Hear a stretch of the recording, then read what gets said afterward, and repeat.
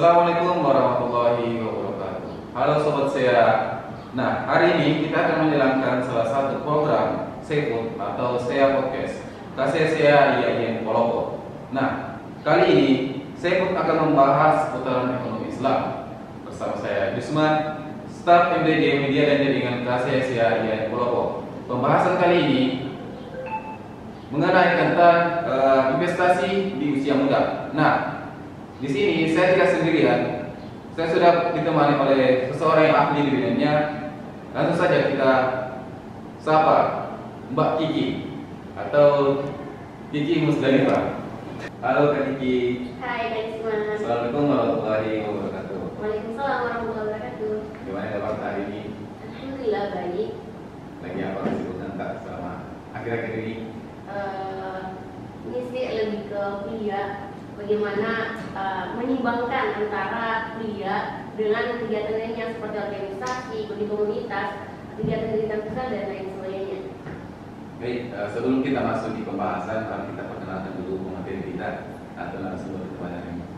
Silakan Mbak Kiki.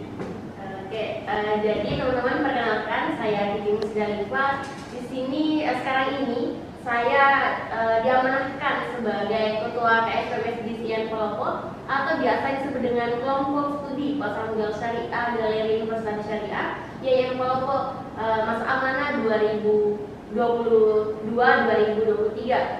Dan alhamdulillah sekarang juga sedang berusaha menjalankan program-program bagaimana kemudian mengenalkan investasi kepada mahasiswa pada khususnya dan tentunya masyarakat pada umumnya. Jadi sekarang ini saya juga aktif di berbagai organisasi, bukan hanya di SPMS, tapi juga organisasi eksternal lainnya seperti organisasi kepemudaan atau organisasi daerah. Jadi fokus saya bukan hanya bagaimana mengembangkan skill saya, tetapi di sini juga saya berusaha untuk bisa bermanfaat bagi orang lain, tentunya dengan cara mengikuti kegiatan-kegiatan sosial atau mengikuti kayak relawan pendidikan seperti itu.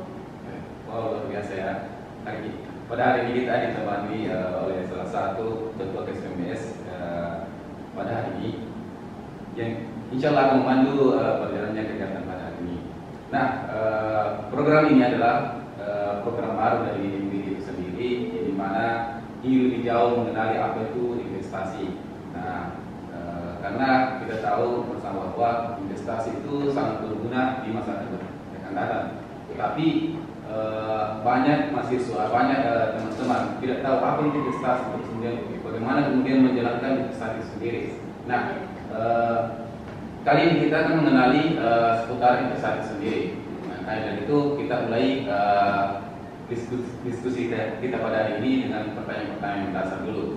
Jadi, baik, untuk pertanyaan pertama, apa sih investasi itu Mbak Kiki?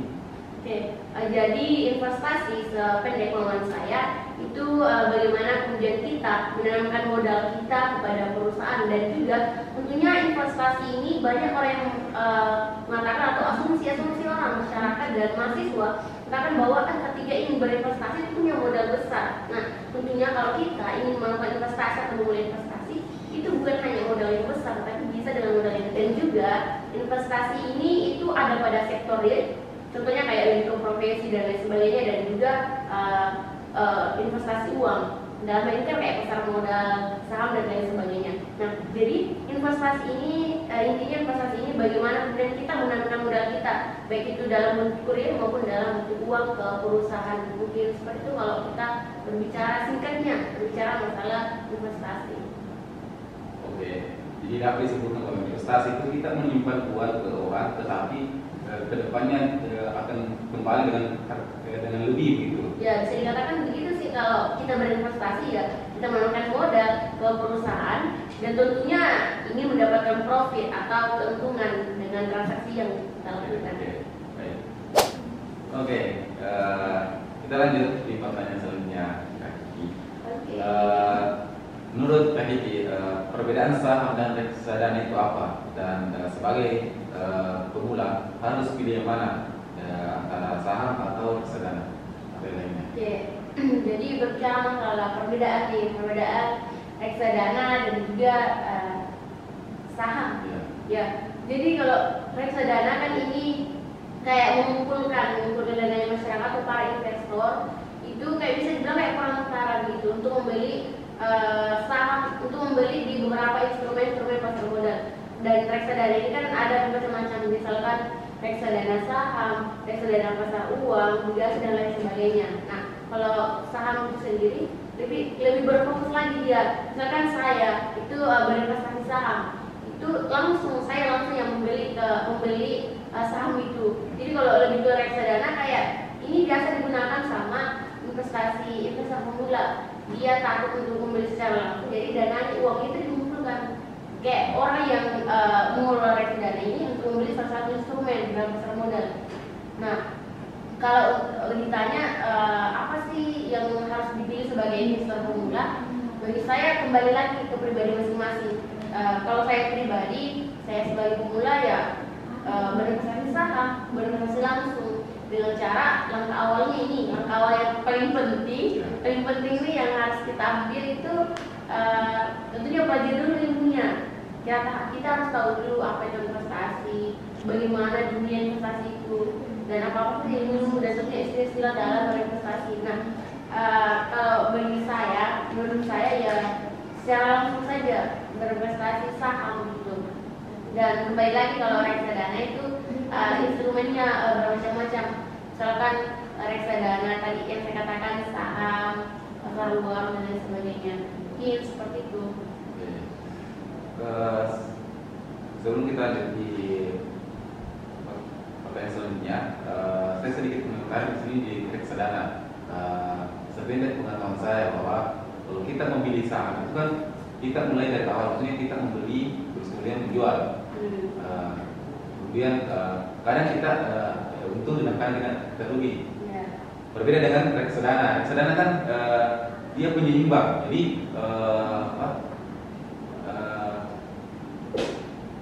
tidak ada kerugian di dalam situ. Seimbang dengan kerugian dengan iya. Kalau masalah keuntungan kan kembali lagi, kalau reksadana kan tadi bermacam-macam instrumennya, misalkan reksadana saham kayak kita untuk menanamkan modalnya ke reksadana kan dia mengarah ke saham, misalkan kan kayak sebagai transparan gitu untuk pemula takut untuk berinvestasi, dia pakai reksadana, beli reksadana. Dan masalah kerugian keuntungan itu kembali lagi bahwa dalam berinvestasi untung dan rugi itu pasti ada, baik itu saham, pasar uang, obligasi, sukuk dan lain sebagainya pasti akan ada. Nah, kalau masalah dipikir kira-kira nanti saya akan rugi, saya akan untung ataupun psikisnya itu terganggu lebih kepada rugi, dan itu nantinya akan menghambat kita untuk berinvestasi. Jadi jangan selalu memikir saya nanti takut rugi dan rugi lagi. Itu nanti akan menghambat kita untuk melakukan investasi. Jadi kalau mau berinvestasi ya lakukan saja. Tentunya perlu ilmu dulu, pelajari ilmunya untuk mengetahui apa sih keuntungannya nanti yang didapatkan dari investasi. Gitu. Ya, mungkin pertanyaan terakhir untuk Kak Kiki. Apa sih motivasi Kak Kiki terjun di dunia investasi? Ya, tentunya saya melihat dulu orang-orang di sekitar saya dan saya melihat investasi ini bagi dia ini yang mereka dapatkan, dan bukan berarti setelah saya melihat saya langsung melakukan apa yang mereka lakukan gitu sebagai langsung menjadi seorang investor. Tentunya saya pelajari dulu ilmunya, kira-kira nanti kalau saya berinvestasi nanti kemungkinan yang akan terjadi seperti apa.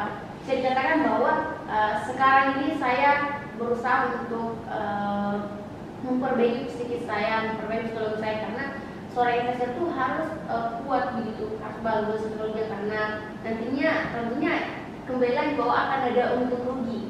Jadi untuk melakukan investasi itu harus matang ilmunya, harus pelajari ilmunya, sekaligus praktek. Nah, yang memotivasi saya berpikir bahwa kalau saya berinvestasi nantinya kalau mendapatkan profit yang lebih, setidaknya saya bisa sedikit menutupi pengeluaran saya, tidak lagi meminta kepada hibah dari orang tua, tapi lebih pada penghasilan sendiri gitu.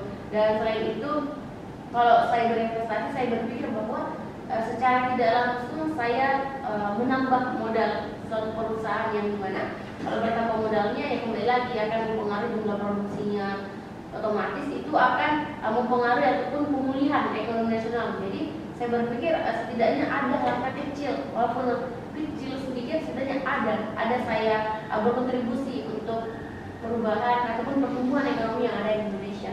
Jadi seperti itu. Baik, dari tadi kita membahas soal investasi. Sebelum kita tutup diskusi kita hari ini, mungkin Kak Kiki bisa memberi motivasi kepada teman-teman saya itu sendiri dengan yang lain. Apa sih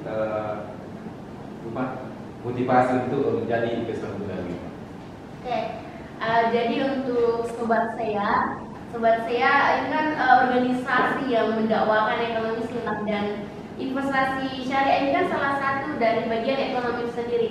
Jadi saya berharap kepada teman-teman KCC ya, itu mampulah untuk menjadi bisa ya, dan yakinkan kepada diri bahwa bisa menjadi investor muda dan turut berkontribusi untuk pemulihan ekonomi nasional. Jadi teman-teman saya jangan berpikir saya tidak bisa menjadi seorang investor muda karena kurangnya modal saya dan lain sebagainya. Jadi saya berharap teman-teman saya itu bisalah kita diskusi-diskusi sekaitan investasi untuk menjadi investor muda, dan tentunya bangga dengan diri kita sebagai mahasiswa yang nantinya bisa mengurangi permintaan dana dari orang tua dan memiliki penghasilan sendiri. Jadi saya harap teman-teman mampu untuk memanfaatkan uangnya, jangan hanya berpikir konsumtif, tapi mampu memanfaatkan uangnya, melihat peluang yang ada. Dan kembali lagi bahwa yang dikatakan oleh Menteri Keuangan kita lihat bahwa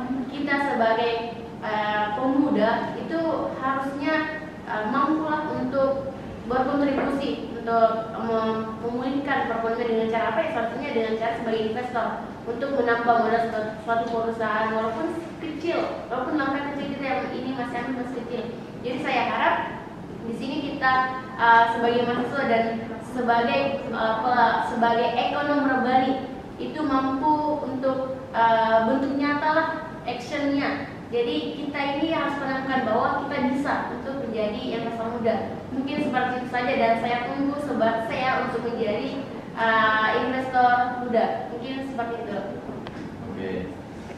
Terima kasih Kak Kiki atas menempatkan hadir pada podcast pada hari ini. Oke, sobat saya, kita ketemu lagi di podcast selanjutnya. Jangan lupa follow, subscribe, dan like dan share. Assalamualaikum warahmatullahi wabarakatuh.